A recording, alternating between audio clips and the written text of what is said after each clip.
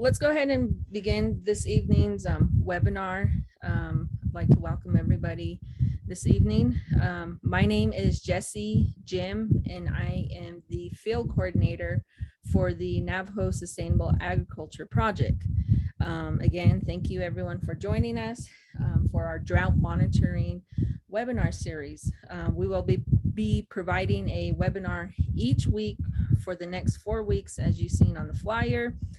Today we will begin with the Four Corners Seasonal Outlook presentation. Then next week we will have the Seymour presentation, continuing with the livestock drought management, followed by grasscast, and concluding with Navajo climate change adaptation. So before we start, I'll go over some webinar logistics.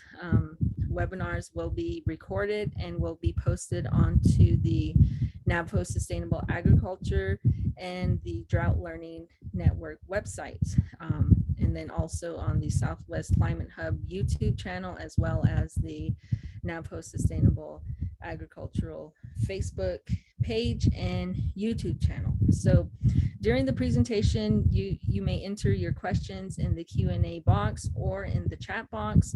After the presentation, we will have a Q&A session. At that time, you can also raise your hand to ask your question or unmute yourself. We will also have a survey poll at the end of the presentation. Okay, so moving on, the drought monitoring webinar series is a collaborative effort with our guest speakers and then also the Drought Learning Network and Navajo Sustainable Agriculture Project and Southwest Climate Hub. Sorry, that's a mouthful. I'm going to go ahead and introduce our program, which is the Navajo Sustainable Agriculture Project, also known as NSA Project. We are a New Mexico Cooperative Extension Initiative delivered in collaboration with Diné College Land Grant Office and Community Outreach and Patient Empowerment Program, also known as COPE. The NSA project is funded by USDA's Outreach and Assistance for Socially Disadvantaged Farmers and Ranchers and Veteran Farmers and Ranchers program. The goals of the NSA project are to improve the operation, profitability, and sustainability of socially disadvantaged Navajo farmers and ranchers and veteran farmers and ranchers. We are also increasing our Navajo farmers and ranchers' knowledge to access of available programs and technical assistance provided by USDA programs such as NRCS, FSA, Rural Development and Risk Management Agencies, and other programs that are alike. Our last goal is to increase the local production and consumption of fresh fruits and vegetables and healthy foods by Navajo families and individuals through our gardening programs. We invite you all to visit our NSA webpage at nsaproject.nmsu.edu. So right now I am going to give the floor over to our collaborative partner, Helena Deswood, to give an introduction of her program. So Helena, go ahead. Yeah, today I'm Helena Deswood. I'm the tribal coordinator for the Southwest Climate Hub. USDA Climate Hubs are unique collaborations across the department's agencies. We are led and hosted by the Agricultural Research Service and Forest Service, located at 10 regional locations. With contributions from many USDA agencies, the Climate Hubs link USDA research and program agencies in their regional delivery of tools and information to agricultural producers and professionals. The Drought Learning Network is a peer-to-peer knowledge exchange between climate service providers and resource managers. We have 5 working groups if you're interested in joining. We have Indigenous collaborations where Dave and myself are co-leads. We have monitoring impacts reporting, drought in agriculture, sharing management practices, and projections to people. Back it over to you, Jessie. So Dr. Dubois is the state climatologist for New Mexico and the associate college professor. As state climatologist, Dr. Dubois focuses on climate literacy through providing climate information and education to the public, speaking engagements, interviews, school demonstrations, social networking, and tours. He is also the New Mexico Community Collaborative Rain, Hail, and Snow, also known as Kokoroz, State Coordinator. Dr. Dubois chairs the New Mexico Drought Monitoring Work Group for the New Mexico Governor's Drought Task Force. As the state climatologist, he directs the New Mexico Climate Center and oversees the ZMET Mesonet, a network of automated surface weather stations through the state. So with that said, welcome Dr. Dave Dubois. All right, thank you for that introduction, Jesse. Appreciate that. And I'm just going to go ahead and get started. I'm not going to turn my video on until the end, just so that we have enough bandwidth for everybody.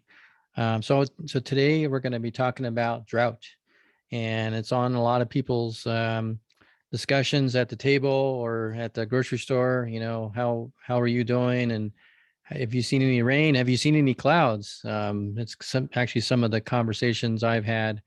I was just up in Farmington earlier this week, and that was actually a question. So we're going to talk about where we are in drought and where we are now, and then what we're thinking in terms of the future. You know, in the next all the way from tomorrow all the way out to the next several months, the seasonal outlook. So let me get started. I'm going to show a bunch of maps in here and talk about where we've been. So I like to show the U.S. Drought Monitor. That's kind of our all equals in terms of a playing field and comparing drought over the whole western U.S. and actually the whole U.S. But I'm just focusing in on the Southwest here.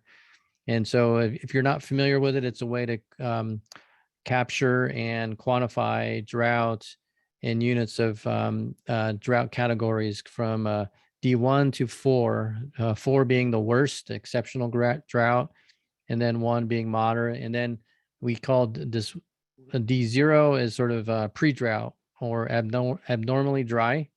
As you can see, there's big areas of Southwest, including the Four Corners, that are in D3. That's that red color, extreme drought.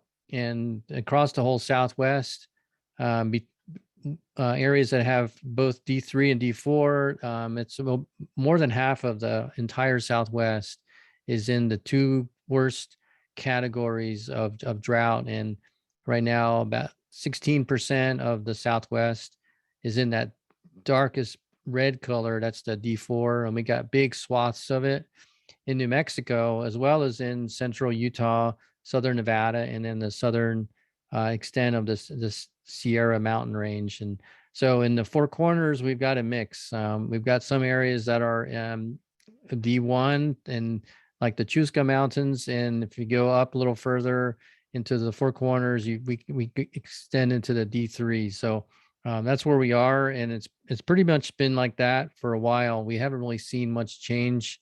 There's been some snow in the winter, but not a lot, except in the high elevations. Say like the Chusca Mountains have gotten some good snow, but as you go in further down in elevation, that's kind of where the drought is really hit. And and speaking of, and I'll talk a little bit about the snowpack, but just kind of seeing this is kind of a pattern that we've seen, and it's caused, at least this last couple years, have been kind of magnified by this La Nina episode, and we'll talk a little more about that a little later. But that's kind of what's been really pushed the drought over this last year, and including even after last summer, that we've gotten some decent rains from the last monsoon. In places, there's a few places that missed out, but overall the monsoon was not that bad, and overall, and we'll see what happens for this summer. And so in terms of change, here's our areas where the most worsening of the drought has occurred over in the Southern Great Plains into eastern New Mexico. And all of New Mexico, these are the change in the drought monitor classification since the water year. So the end of September through a couple days ago, how many different categories have we gotten worse? And you can see the legend here. There's a few areas that has gotten all the way to 5 class worsening in drought over here. And then in the Four Corners, there's a few areas where it's actually improved it just a bit or no change. So there's a big gradient from, even in southern Colorado, in the mountain range, just on the border from Taos County into, I guess that's Costilla County, Colorado. There's been some deepening of drought in that area. So that's where we are in the past water year. And let's go a little deeper in terms of the climate. So this is the temperature over the whole water year. So that's October, November, December, all the way to the end of May. If you look at that time period, how does that time period compare to other water years going all the way back to 1980? So if you kind of rank them, this is what this year ranks compared to all other water years in terms of mean average, so average temperature. So you can see this kind of yellow to this mustard color, and so the yellow is the above normal, it's the top 33, and then the orange mustardy color, that's in the top 10%. So in terms of the warming, it's pretty warm. So there's very little areas that have cool colors like this blue. A few little spots in southern Utah or in the Great Basin here, but pretty much everywhere it's either the top 33 or the top 10% in terms of average temperature. So it's been a warm season in terms of all the way from October on to a warm winter. There's been some cool months, but if you look at it over the entire water year so far, it's warm. And then what about precip? So it's a very similar story in terms of the ranking. However, it's on the other end. We're in the low end of the percentile. So you can see this mustard color is the bottom 10 instead of the temperature. We're on the top 10.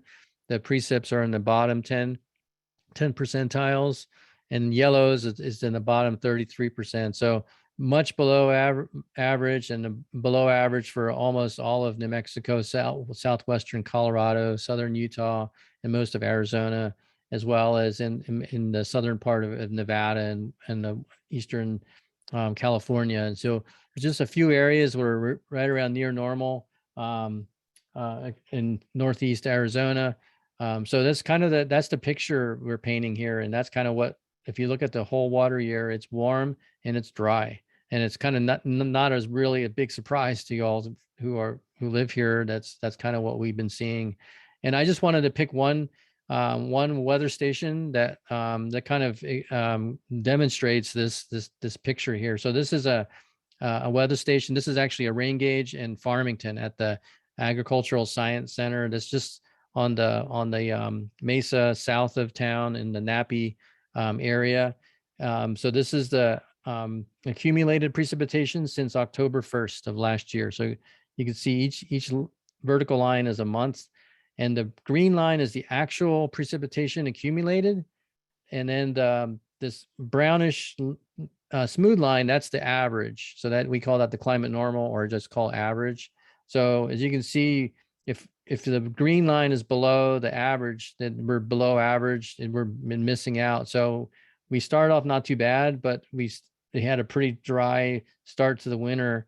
And then we had a bit of precip in December and January, but then it's really dried off since then. We've had a little bit of rain in February, but it's like we've had this really dry spell here since the end of March, early April until now. And so if you look at the accumulated precip at Farmington, they've received just under 3 inches, and the long-term average is just under 5 inches. So, and if you rank those into all other water years at that location, it's the 5th driest water year on record at this location, and that the weather station that at that area goes back to 1978. So it doesn't go all the way back to 1900, but regardless, it's a really dry year, even in this location. And if you look at other points along in the Four Corners and most all of New Mexico and Arizona. It's very similar. There's a few areas even worse. Some of the areas that are in that D4. I can show you that like Roswell and Chavez County, New Mexico.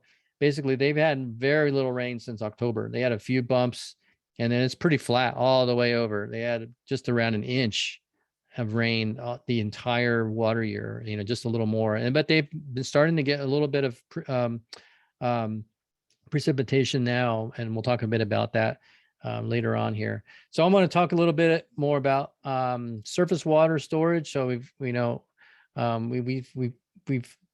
basically melted out most all of the snowpack. It's coming down as runoff, and our hope always is to see the runoff and come in and start filling up reservoirs. However, that's not the case. I mean, we were getting runoff, and in some places we've peaked already. And so this is the Colorado Basin. So on the left side is the lower Colorado, and our big reservoir there, as we all know, is Lake Mead, and that's at 28% of capacity right now. And as we know, if you look at the news, you can see all that what they're looking at the conservation and and drought and having programs that we need to decrease the usage, because there's not a lot of water left. There's more demand than there is water. So, and a lot of people drink from that straw. And so if you go up in the upper Colorado, which is the map over on the right here, you can see a little up on the Colorado. Lake Powell is 28% of capacity. Navajo is 57% of capacity. Blue Mesa 46%. And some other ones like Flaming Gorge, a little more up there, 75%. So as you get further south, the drought actually intensifies. They've had some snow this wintertime, and both in all the basins in Colorado and in northern New Mexico, in a few areas about average, but it's melted out early. It's peaked early. We were on track for about average when we're leading up to the peak of the snow water equivalent, but we saw it really dip fast because of the warm temperatures, and we saw that runoff come up very, very soon. So that's the Colorado. Let's go a little further to the east into the Rio Grande and Pecos, as well as the Chama. So on the left side here, that's the Rio Grande. So this is kind of the same kind of picture on the Colorado. This is kind of result of many years of drought. So remember, we're more than 20 years into our current drought, and a lot of people call it the mega drought because it's a couple decades. And you kind of see that we're right now at about 10% of our largest reservoir on the Rio Grande, and about 11% in Caballo, and we basically just started irrigation. And it's going to be a short irrigation for that basin. And so only 195,000 acre feet. Remember, it's over 2 million is the capacity. And so further over on the Pecos, similar story in terms of the how much water is in there now. They're in the 20%, 28, and Brantley down to 21 in Avalon. And if you go up into the upper parts of the Rio Grande into Chama Basin, 48% in Abiquiu, and Herons at 20%. This one is at low because they're actually working on the dam. The water is passing through, so it's kind of ignore that for now. But basically, what that does is we don't have that capacity to store any water because we don't have El Vado, and that has a capacity over 100,000 acre feet. So it's I don't want to paint really bad pictures, but it's sort of that's kind of where we are. And it's more of how do we adapt to this and figuring out ways to use less water and wait for the next if we're looking for an El Nino or something, but that's not going to come right soon. But it's more of, okay, how do we manage with this kind of water is kind of the takeaways when we see this, because we don't have a lot water to give out right now. And as a sign of that, you can see the stream flows on the left side is the one of the gauging stations on the Rio Grande, the Ottawee Bridge gauge. The blue is the actual, and the long-term average, which is 51 years of data, is the little triangles here. So you can see we peaked runoff in late April, and as we were going down into pretty low flow territories, only 5, 6, 7, 800 CFS, and what we should be around over 2,000 CFS, cubic feet per second. And if you go on the right, that's the San Juan gauge at Shiprock. So the long-term average, which is 87 years of data, that's these triangles here. We should be at this time near over 4,000, and we're down. We're less than 1,000 right now in terms of the actual stream flow.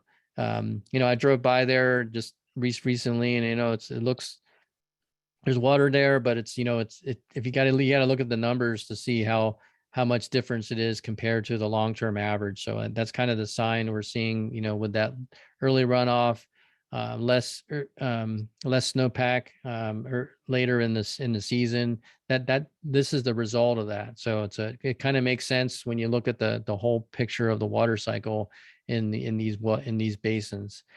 So other impacts of drought that we look at are not only the precipitation, snow, but also where is it going into the soils? Because that's really important. So this is one product we're looking at. This is the GRACE. It's a satellite-based soil moisture. And this is just a few days ago. And it basically ranks it in terms of percentile compared to what this right now looks like compared to the past. And the past is going all the way back to 1948. And you can see that the numbers, the colors are, that red and the orange, that's the orange is down to 10 percentile, and then the red is 5.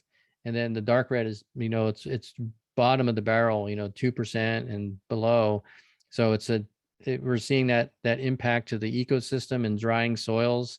A few areas like the Chusca Mountains, it kind of stand out, but everywhere else, it's been pretty dry. Another mapping product that I use a lot. It's an index that basically looks that uses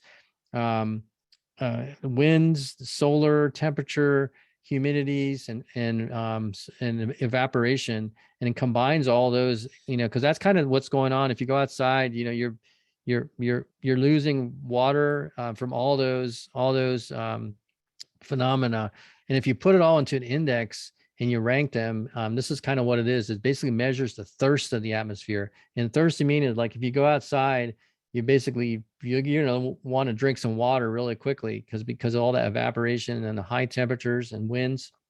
It's been a windy season this past year, and as you can see, the colors here are that they ranking in terms of the percentiles. So it's the big areas where it's kind of really dry, and a lot of evaporation is going. So, and even if something comes from the sky, meaning precipitation, it's going to come down, but where is it going to go? Is it going to go in the soils? And it's when you get these really dry categories, as soon as that water comes down, it's going to go right back up again in terms of evaporation or transpiration if it's in a plant. So that's that gauge that we use to measure how bad the drought is in terms of comparing, the evaporative properties of the atmosphere. So as you can see, all of the four corners is in this, the third category, the ED3, and big parts of the Southwest are all in this, the worst case, the 4. So this is one of the, we like to look at this and how is it going, and where are we right now? And we look at it in different time scales. This is the 2 months. If you compare the last 2 months with a whole bunch of other 2 months, this is where we are. So we're seeing it all the different time scales. I just showed you one. Even at the 1 week, this past week has been drier than other past weeks all the way back to 1948.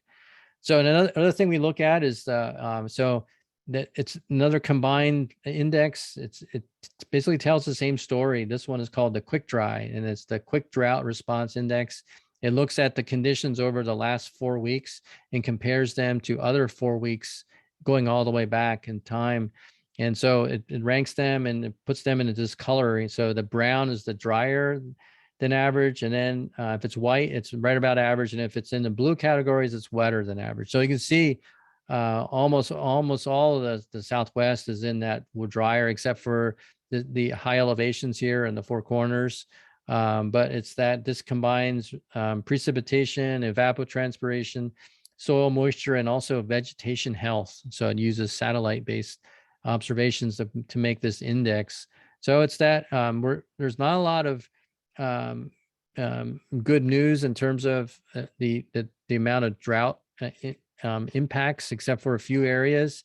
So it's that we got to be cautious and looking at how much rainfall and then how we can't expect a whole lot. Even if it does give it a lot of rain, we got to wait it out in terms of letting the ecosystem respond and heal over time. So we need some good rains for an extended amount of time to really recuperate, bring up those numbers. Remember that weather station in Farmington, which is right about there, we were behind several inches of rain, and so it's going to take a while to recoup on that. And so some of the other impacts that we're seeing as wildfires, we all know we've had fires in both states, in Arizona and in New Mexico, and even in Utah. And so these are the total acres burned all the way back to 1990. This is just for New Mexico. We all remember 2011 really bad wildfires back then, but this 2022 is coming as the second most acres burned and through this whole time period since 1990. So it's kind of the sign of our thirst of the atmosphere, as well as the impacts of drying. And then we've had a lot of the forests being stressed, and insects have moved in, and it's even it furthers and accelerates the fuel loading and stress that the forests are having, all the way from the pines, not only just the big pines like ponderosas, but also the pinyon. I'm driven on Highway 550 coming back from Farmington, and I see that the pinyon's really stressed out, and there's a lot of death in the pinyons. That's sort of that problem of fuel generation and insects as well. And so I just wanted to show one loop of the satellite. This is from just a few days ago, and just showing you the fires, as well as the aridity, the dryness of soils all across the area. We're seeing dust being, wind erosion being a big part of what we're seeing across the landscape, as well as the fires. And we've seen lots of wind erosion events all along in the east side of the Navajo tribal area, over here south of Shiprock and north of Gallup. We're seeing lots of wind erosion there, and we've seen it all through the wintertime. And it's actually caused some dust on snow episodes and that it has accelerated the melt out in the San Juan Mountains and actually some parts of the Sangre de Cristo is because of the dust. It provides a feedback mechanism. It accelerates the water cycle to speed up the melt. So that's another issue. And this is like these two. I got two examples of this. This is one that was in beginning of May. That the pink colors is dust, and so this was in the afternoon on May 2nd. The dust was blowing into off of San Juan County and going into southwest Colorado. And then another one recently, just a couple days ago on June 13th. This one also coming off of northeast Arizona, as well as in San Juan County. So a lot of the snowpack is already melted off, but it's just we're losing valuable topsoil when we get these events in the dust events. And it's not only that, but it's also impacting our health, because a lot of the particles are pretty large, but then there's a good number of those are very small that are impacting our respiratory health. So it affects all of our well-being, not just seeing the nutrients fly, but it's impacting our health. And so I want to talk a little bit about what's going on in the future. As climatologists, we don't have crystal balls, but we have models. And we've got past data to kind of help us guide ourselves.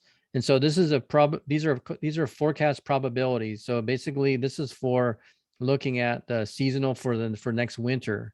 And so we're right now is we got 3 different choices for the wintertime seasonal outlook. We have we're using the El Nino Southern Index, which is we can either have an El Nino or neutral or a La Nina, and that's what the 3 colors are. So the blue is the probabilities for the La Nina, which we're in right now, and that's typically is a drier and warmer state of the atmosphere and our ecosystem in the winter times. And the neutral can be either one. We've seen both wetter and drier, but then the El Ninos is what we really like is to get a cooler and wetter typically, not every one, but you can see the probabilities go from 0 to 100. So this is currently right now. So we're in the La Nina. It's slam dunk. But as we go further in the season, later in the summer, the probabilities go down. However, it's still there. It's the most highest probability out there. This blue, which is the La Nina, and then this gray line pops up in terms of probabilities, but it's still below the. It's not out competing the La Nina, the neutrals. And then our poor El Ninos are down here. It's extremely unlikely that we'll get the El Nino. And these are all triggered by the coolness or warmness of the Central Pacific. So when we see the blue, that's when the Central Pacific is cooler than average.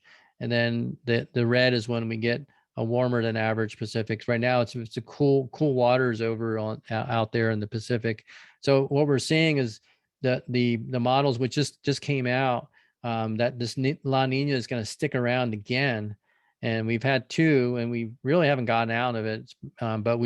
But these La Ninas are usually counted during only winters. We don't really see a strong connection between La Ninas or El Ninos during summers. So it's basically looking ahead out toward next winter time.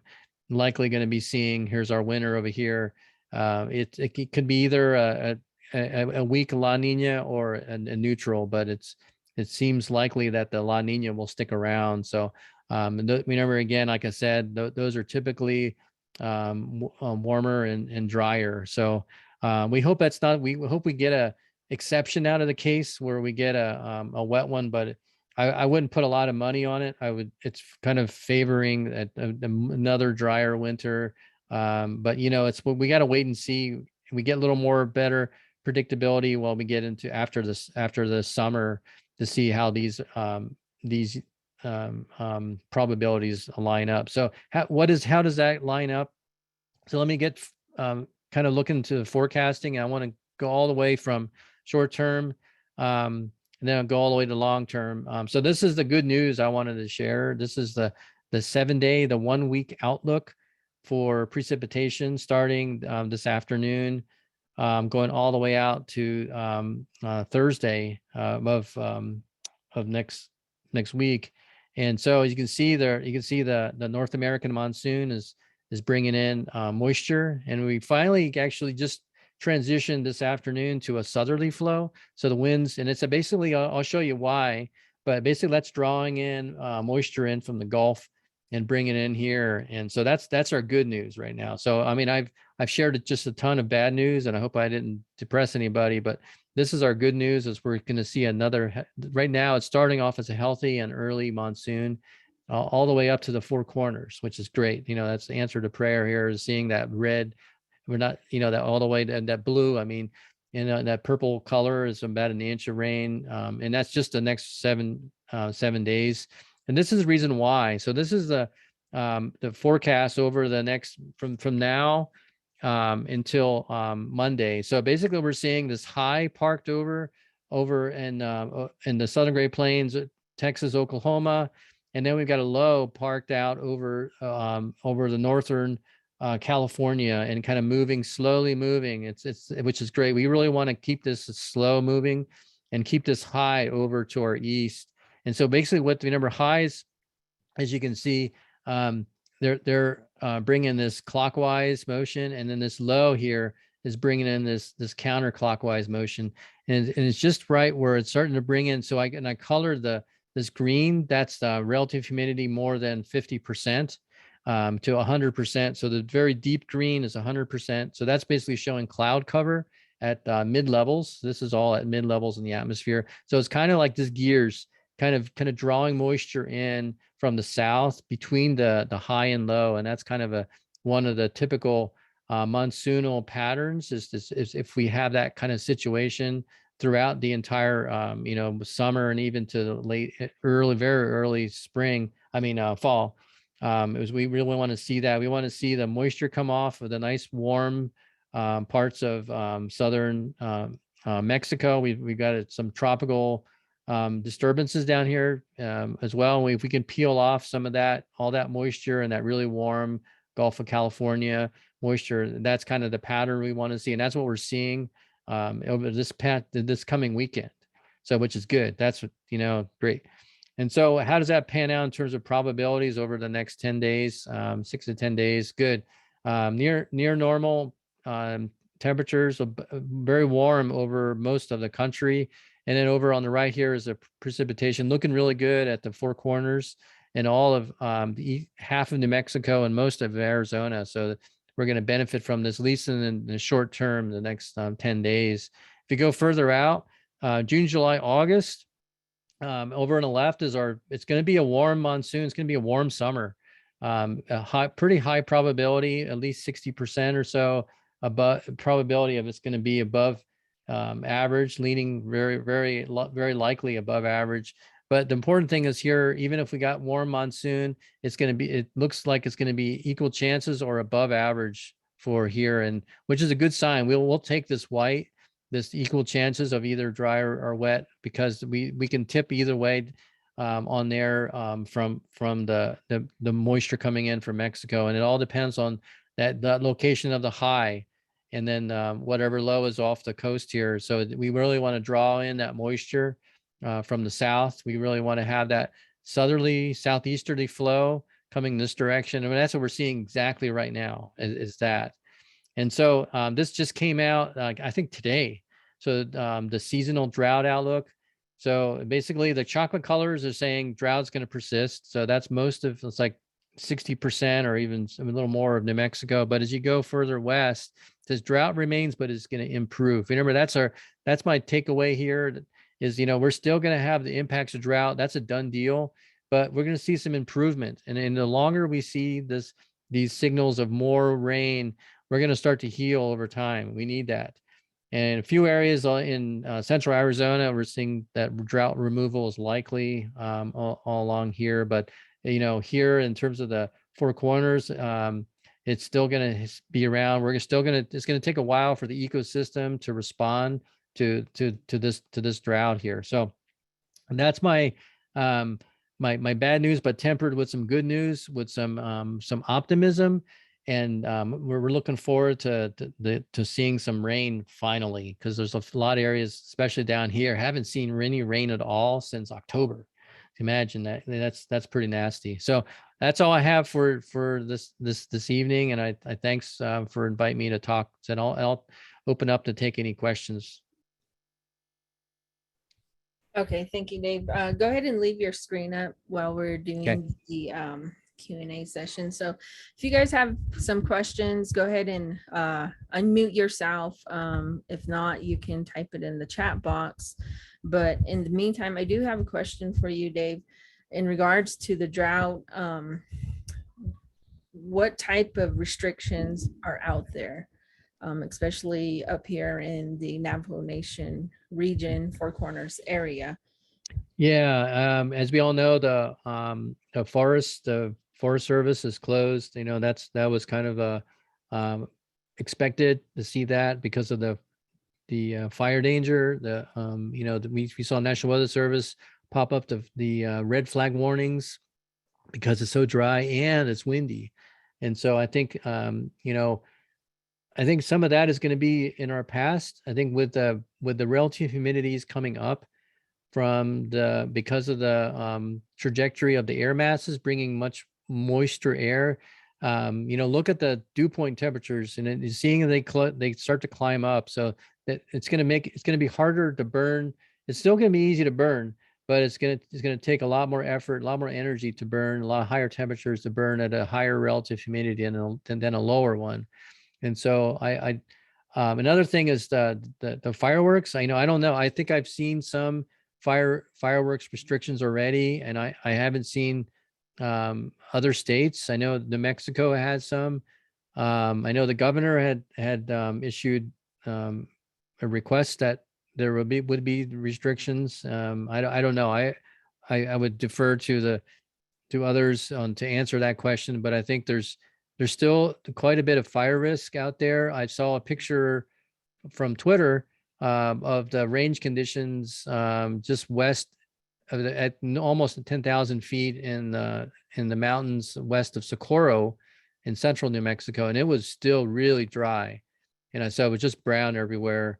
So that's a lot of fuel until we really get a lot of moisture to wetten the soils. And so we're losing. So even if we get rain, it's going to be lost. Because remember that eddy index that I showed? That's the impacts of that. Even if we get like 1/10 of an inch, a lot of that's going to be lost right away because of our high temperatures. Where we here down in Las Cruces, we were 100-degree plus, and then even the Four Corners was in the 90s. And so I'd still have caution in even as the monsoon starts to kick in. I would still be cautious in terms of doing any fires or anything like that right now. Right. Okay. Thank you. And I know you're also the state coordinator for the Kokoroz program.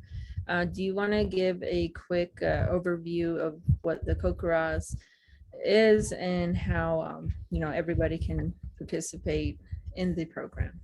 Absolutely. Let me turn on my camera if I can. Hope it'll work. Yeah, I got my camera set up here, and this is a Kokoroz gauge. Let me turn my screen here. So this is what we use for measuring precipitation for the Kokoroz. That's the Community Collaborative Rain, Hail, and Snow Network. And so we basically are a bunch of citizens. We're community members that we're we can become scientists, everybody, and we get this gauge, and basically we measure the rain, and then we look at how much is in here every day.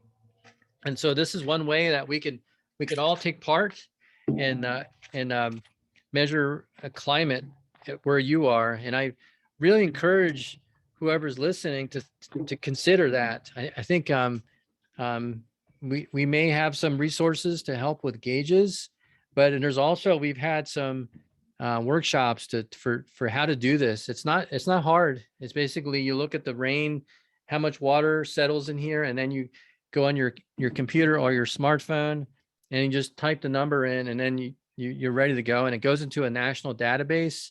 And I see that, and it really provides that information to gauge how bad the drought is. And so it not only goes to resource managers, but the general public, as well as it gives you a sense of how bad the drought is or how good the monsoon is going to be. So that's just the perfect time to get started, to start to measure the rainfall in the monsoon, because you have your own number, and you can keep track of your number and how much rain falls. And there's even tools to measure what is your average. We use a model to actually do that. So you can compare, basically at the end of each month. So how much percent of average did I get in my house compared to average? And that's a really good tool, especially if you're looking at range conditions or how much water do you give cattle. That's a good number to have, is percent of average, to kind of gauge how much is it. Are we looking at other years? We can look at other years and compare it to, say, like 2003, 2002, or the drought of 2011, 2012. Is it how does it compare to those years when we really struggled? So this is one tool that we measure precipitation. That's rain, hail, and snow with this gauge, and it costs about $40. But as like I said, there may be some opportunities to get gauges at a reduced cost or even no cost, depending on which way the wind blows, I guess. Right. Okay. Thank you. We do have a question. Let's see. Crystal, I know your hand is raised. Go ahead and unmute yourself and ask your question. Hi, this is Crystal from Navajo Nation Department of Water Resources. I'm a principal hydrologist, and thank you for your presentation. I really appreciate it, especially just seeing some of the imagery of the impacts of dust and what that may mean for precipitation and runoff, etc. But my question relates to La Nina and neutral conditions. I know that you mentioned that doesn't necessarily impact monsoonal, that description for having those, either it's a La Nina or El Nino neutral, etc. But when does that start tightening up to give us a better understanding about winter precipitation, whether it'll flip either way? If you could elaborate on that, that would be great. Yeah, that's an excellent question, because we really we desire to have some kind of predictability for all the seasons. And right now we have pretty good short-term predictability for the monsoon, but not long-term. With the winter precip, we have a little better tool. It's not 100% slam dunk. If we do get La Ninas or El Ninos, we'll definitely get this condition, but there's a propensity for different phases, depending on how wet or how strong we'll get, how wet. So it basically it doesn't, it's not like a switch where all of a sudden it's not dependent on La Nina or the ENSO cycle, but it's a slow transition, and it all depends on the way the wind directions. Basically when we get a switch from back to maybe a more northwesterly flow, which basically is telling us about the positions of the semi-permanent high and low off the coast of California, and also the sea surface temperatures. And so we look at the large scale patterns. So when I look at these, I tend to look at when I tend to move my window to like the Aleutian Islands, and then looking at the Pacific, the storm tracks. Where are they going? And then it's basically, and then you can kind of look at it from the point of view of the jet stream. And so when we see the jet stream kind of dipping down, that's kind of the sense of when we see that transition to a more fall or a winter pattern, and we can see that northwesterly flow becomes more predominant, and then we start to see that transition to a more winter pattern, and those are that we get more influence from the like a La Nina or an El Nino, when we get more of those northwesterly, and even depending on what part of jet stream we can still get the southwesterlies, but it's that as soon as we get out of that southerly flow, that high moves out, goes off, and then we get more of the high moves up, say over the Four Corners or even further north. So it's that transition point. There's always exceptions to that rule, but it's that we kind of look at, I tend to look at air trajectories in order to see the pattern shift. That's kind of one of my personal tools, and it'd be actually fun to actually create some kind of a tool based off of that to kind of see the influence of what's our upwind trajectory, where are we drawing air from, and it draws air from a northerly pattern. It's usually drier and cooler, and if it's southwesterly or westerly sometimes, and it depends on how fast they could be bring in a little more. If it's sitting over the west more, it's kind of dry but warm, and so that's kind of how I view it, and kind of looking at it. Is it repeat over and over again, or is it just one deviation? If it's a consistent pattern, then I say, okay, now we're starting to switch out of monsoonal. We're going more into the fall pattern, which we get kind of southwesterlies. And then when we switch back out to fall to winter, we see more of the northwesterlies. So I don't know if that makes sense, that kind of pattern shift. And we see then we know, okay, the La Nina or El Nino is going to impact more strongly if we finally get out of that phase of the different wind directions. Thank you. Last question. You mentioned that we had two La Ninas prior to what we're now expecting as another La Nina. And I wondered if you could elaborate if they were weak or strong La Ninas of what we experienced recently in the past few years. Yeah, so this is like you said, we've already had two, and a third one looks like it's in our future, and we don't have very many of those in the past. We've had a few, and since we've been measuring sea surface temperatures and the index, and so they weren't particularly strong. They started off as like kind of weak to moderate, and then if there was some spikes in the coolness that kind of went way down. So they weren't really, if you compare them to other ones, they weren't particularly strong, but it's the combined impact of multiple ones that really has caused our problems.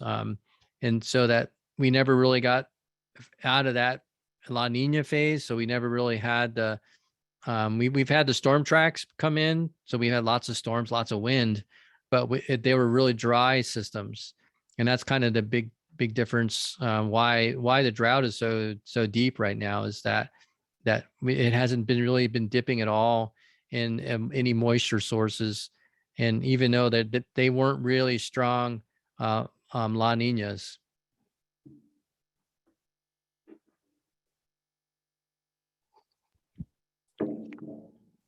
Okay, thank you, Dave. We also have another person raising their hand. May Franklin, you can go ahead and unmute yourself and ask your question.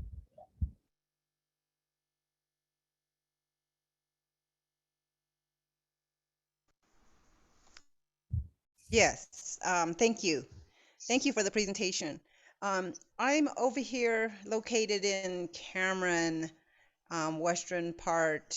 So a couple of years ago, we just had a whole lot of feral horses that died. And since then, there really hasn't been any kind of management that has happened to deter some of that in the future. So my question is, of all the maps that you've shown, and what is it that we need to be aware and tracked more when we're talking about going into a drought? I don't know why that particular year happened. So I'm wondering what do we need to be looking at so that maybe we can get more educated and be able to, I guess, respond to the needs of these animals. Yeah, that's a great question, and I kind of go back to this this map here, kind of illustrate kind of what I'm thinking.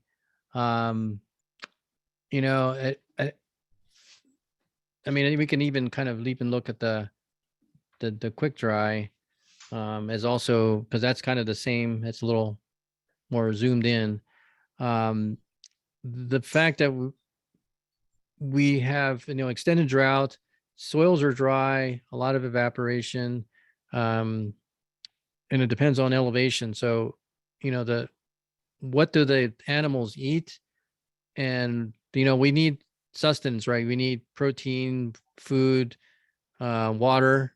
So the stress translates not only into vegetation but animals with the higher than average temperatures. It's an incremental increase, as a higher up elevation. You still get cool temperatures, but it's warmer than it would be on average. So I think I would be worrisome about further mortality on animals such as wild horses without any intervention. This sort of that, without water, because I know when I've talked to ranchers in New Mexico, they're still doing a lot of manual feeding and hauling water to their stock. And so that hasn't stopped. They've continued to do that. So that's the managed side of animal,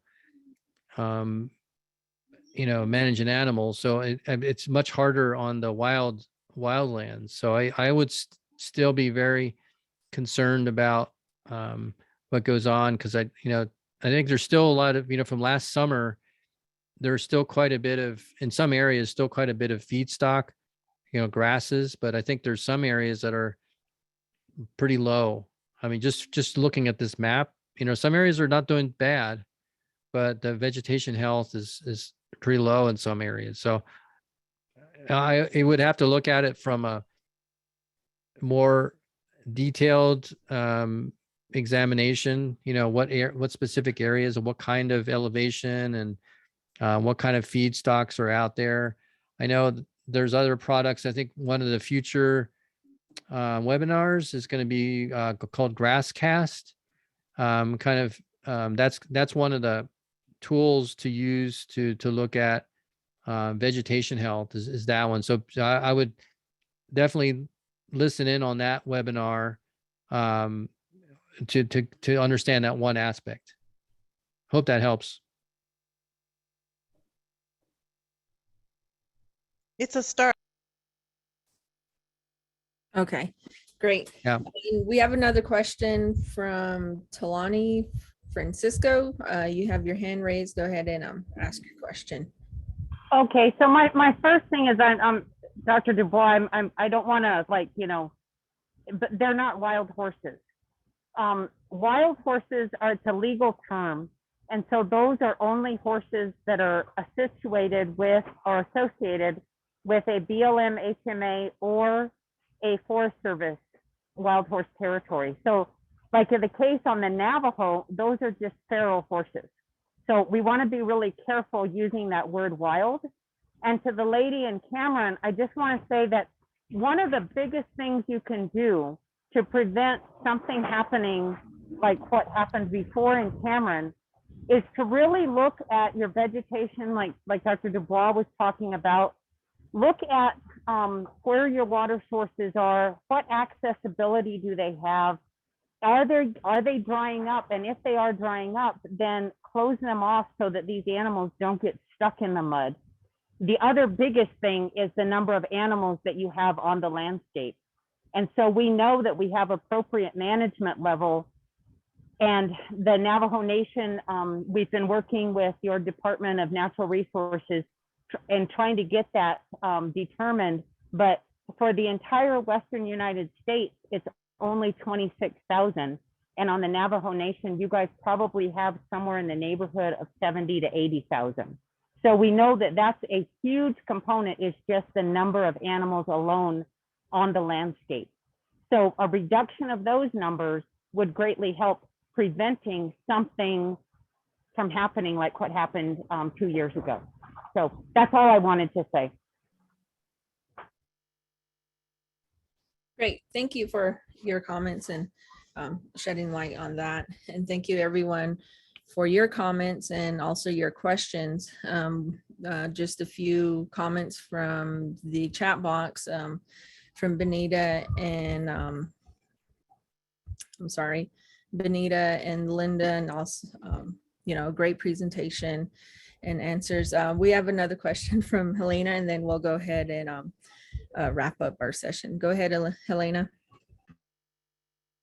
Dave, can you speak a little bit about the Zia mesonet? Yeah, absolutely.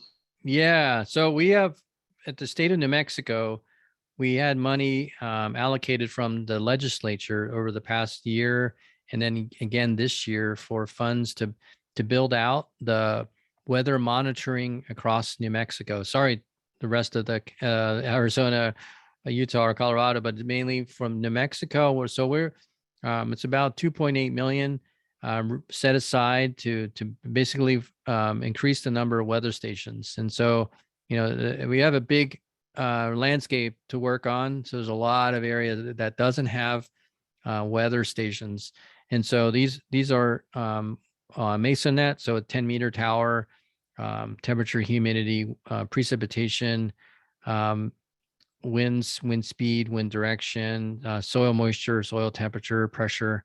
So pretty much everything you can think of for weather, and coming out at every 5 minutes. And so what we're trying to do is look for locations that basically in between the existing meteorological network. So the existing is a lot of federal programs like RAS and the National Weather Service, airports, and it's a few others, and USDA programs. And so we're looking for locations and ideas for where do we have the greatest need? What are the highest priorities in terms of where would weather data be most used if we were to put a new weather station out? And so that's where I am right now, is looking for ideas. So if anybody has ideas, you can email them. Let me go to my email. I will take all ideas from anybody. So I'm making it wide open right now, and I'd love to have tribal kind of interaction and collaboration, cooperation. Helena and I have, with the Drought Learning Network, we were talking about that, and I think I've gotten some good response from the Pueblo of Santa Ana, and I think as well as Sandia. And so there's already some discussion about that, and we're working on so how will all this work in terms of data. So I'll leave that open, and we can chat offline, or if you want to send me an email, we can talk on the phone, or show you what we have planned. And so our goal is to, since we have this opportunity, we need to make really good use of it. Maybe the only opportunity we get $1 million to get a lot of weather stations. And these are high quality professional weather stations that last. And we also have money for maintenance. So these are going to last and be out there for the long term, and data will be made available. We're using cellular and satellite telemetry to get the data into the usable hands, and so that we can use it and make decisions both short term and long term. So email me, get a hold of me if you're interested, and we can chat about it. And I look forward to hearing from anybody who's really passionate about this and who can help out. Okay, great. Thank you, Dave. I'm going to go ahead and share my screen once again. And while I'm doing this, I'm going to go ahead and launch our poll, our survey. And so if you guys can get that filled out for us, that will help us with future webinars. In the meantime, thank you, Dave, again for your presentation, on the outlook. What's ahead of us, it's a little grim, but also, looking at this next week, it's exciting to know that we are going to get some moisture in the area. And thank you everyone for joining us this evening. So this concludes our first of 5 webinar series. Join us next week on June 22nd at 5:30 for our second presentation titled the Condition Monitoring Observer Reports, also known as CMOR. To help us see more drought. Like and follow us on Facebook, where we post information about upcoming events. We also send out monthly newsletters, post how-to videos, and then also USDA resources and links.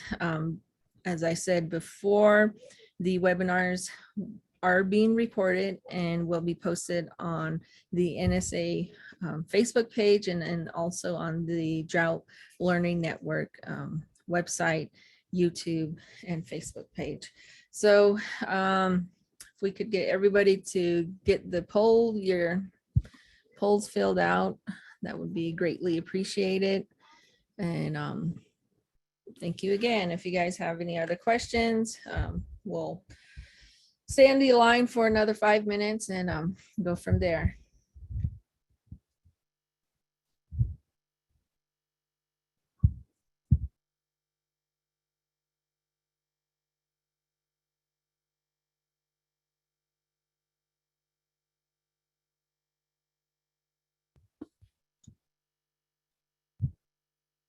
Okay, well, while we're waiting, oh, we have a question. Yvette, go ahead and ask your question. Hello, I am from the Raymond Navajo area. I'm just a parent and community member. We're getting ready to save the monsoon rain, but anyhow, did you mention providing like a water catcher to help us collect rain data?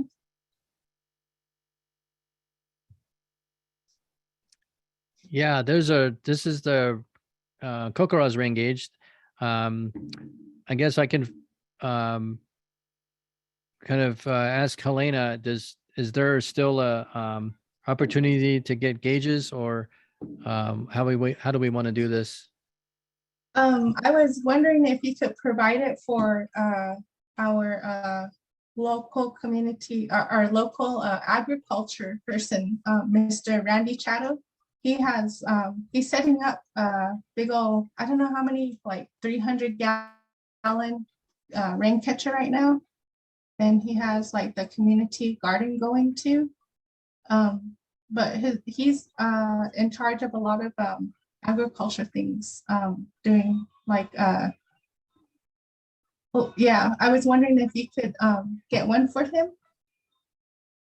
Yeah, Yvette, if you have a chapter meeting out there, invite us out and we can do a presentation about this and provide some Kokoroz rain gauges. Okay. So my email's right there on the screen, and Dave, do you want to add yours in the chat as well? Typing it in. Yeah, get a hold of me, and then we could, and if you want to, if you like to call, I'll put my phone number in my office as well. There's my office number and my email. Feel free to get in touch. Hi, Jesse. Hi. Hi. I just want to express my appreciation to Dr. Du Bois and all the information that was provided this evening. They are very useful to the producers, and my hopes are kind of rising right now after you demonstrating some outcomes in the next couple of weeks of some rainfall. And I did hear about the weather station as well last year. I had noticed that majority of the weather stations were being constructed off reservation. And I did inquire at that session, but they told me to go back to your Navajo Nation. Go back to your Navajo Nation. They will be the one to make a proposal to construct weather station. Since you did pose a recommendation from us, that I would really like one weather station to go up in Eastern Agency. We do have the Navajo Nation Water Management monitor their rainfall, and that's just like over the fence line from where we are. And I don't think they report that to the national. I'm not sure, but you did utilize Farmington's precipitation, and that looked really good. But within the Eastern Agency, like we're located like maybe 50 miles northeast of Crown Point, New Mexico, and the precipitation is very low this well, there's nothing. I would say there's nothing this year, but last year, starting late July, August, September, we had a good rainfall, and we did utilize that rain gauge you have right there. That is very useful. So I've been taking pictures and recording how much rainfall we had. So that's very useful, Dr. Du Bois. And I think many of the producers should utilize those rain gauges. So I just want to express my appreciation. You provided a lot of useful information to us this evening. Thank you, Dr. Hat. Thank you. Yeah, and if there's, like the offer's still out there. If there's, areas, area by Crown Point, that would be great to get automated stations out there. I'm still promoting Kokoroz because that's a lot cheaper, and that we can get that going tomorrow as long as you have a gauge. But yeah, I think I'd like to continue the discussion with automating weather stations. Right, thank you. Yvette, do you have another question? I don't have a question. I just wanted to say, I'm sorry. I didn't say that earlier. I'm just as you too, but thanks you guys for your time and have a great evening. Thanks you guys. Thank you, Yvette, for your question and joining us this evening. And thank you everyone again for joining us. And with that, I'm going to go ahead and stop sharing and end the session. And we shall see you all next week on the 22nd.